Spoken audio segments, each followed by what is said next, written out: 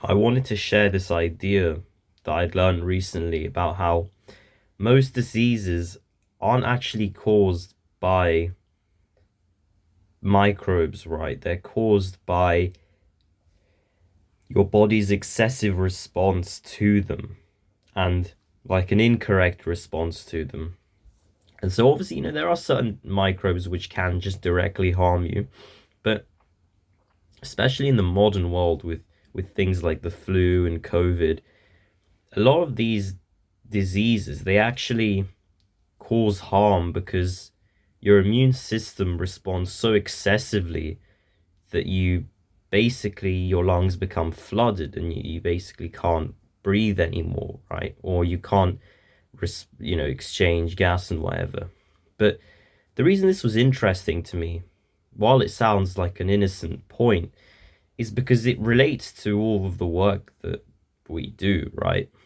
Because if your own body's response is dictating how severely you get an illness, suddenly more responsibility is on you and me, right?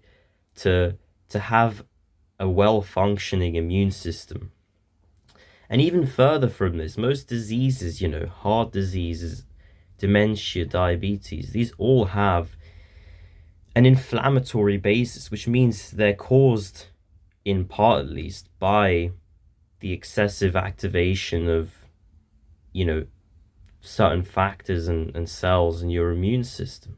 And so you start to realize that we as people are kind of destroying ourselves, right, through the poor choices that we make and through the decisions that we have to go through every day. And so I just realized, we're so responsible for our own health, and this idea isn't even something that most of us are familiar with, but it helps you realize the huge impact that your own choices can have, eating better, exercising, the huge impact that these things can have on your health and, your chance of mortality from a range of diseases. And so just keep this in mind next time when you decide whether or not to exercise. The fact that your own body, which is in your control, is responsible for most of the harm that is caused to you.